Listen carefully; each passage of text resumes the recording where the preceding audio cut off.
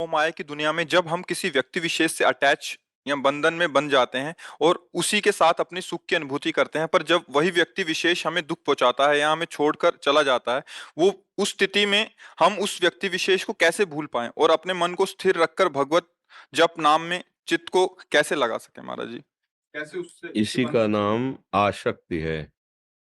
जो आप कह रहे हैं उसी का नाम आसक्ति है। आसक्ति होना सहज है, पर आसक्ति छोड़ना बहुत कठिन है।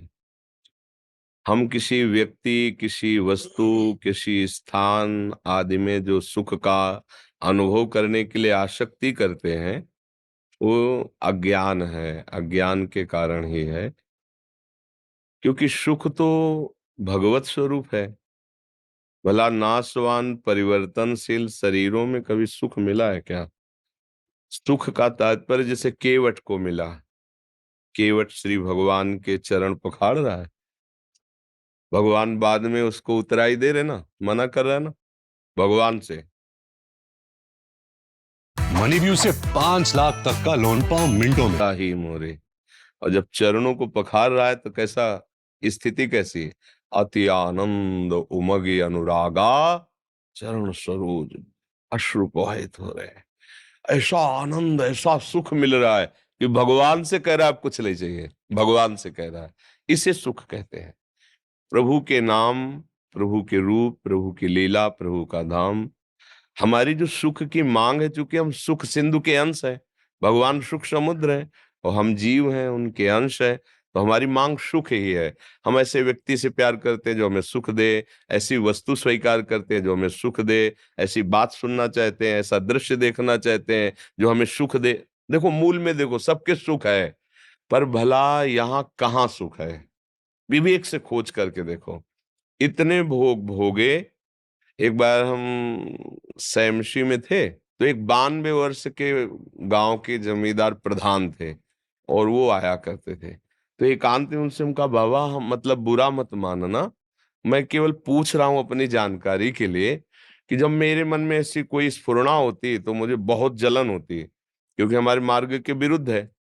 तो हमें लगता है कि मन को हम समझाते हैं कि बस 20-30 वर्ष की बात है, इसके बाद तो शांत होता है। आपका क्या अनुभव है? वो 92 वर्ष के थे। तो उनका, महाराज अभी तो आप बच्चा ही हैं, कहने में हमें शर्म लगती है, पर हम 92 वर्ष के हैं, पर हमने जैसा मन बचपन में देखा था, जवानी में देखा था, वैसे ही आज है। मैं योग्य किसी के नहीं हूँ, पर मन की दशा वही।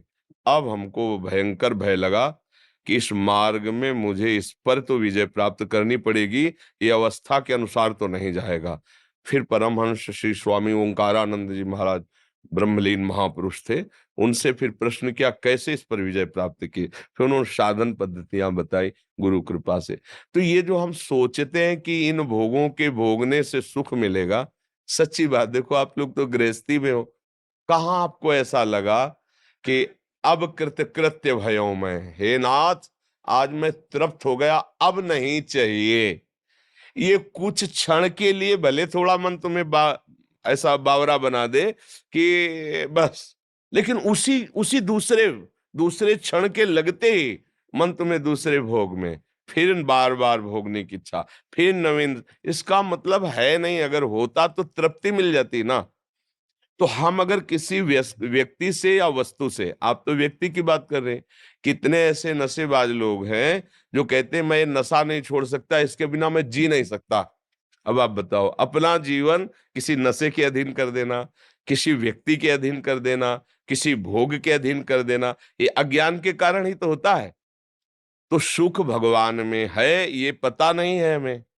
हमें लगता है सुख भोगों में है, और भगवान ने इस पूरे संसार को रच के एक पोस्टर लगा दिया, दुखालयम अशाश्वतम।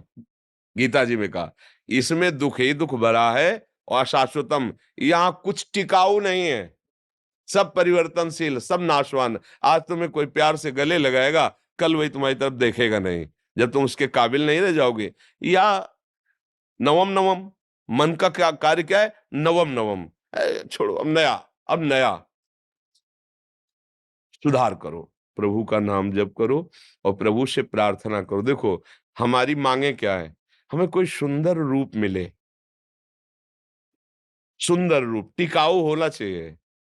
और मेरा वो मित्र हो ऐसा जो मेरे लिए प्यार करे, केवल मेरे लिए प्यार करे, और मैं कभी उससे बिछड़ूं ना, और वो सदैव मुझे सुख देता रहे।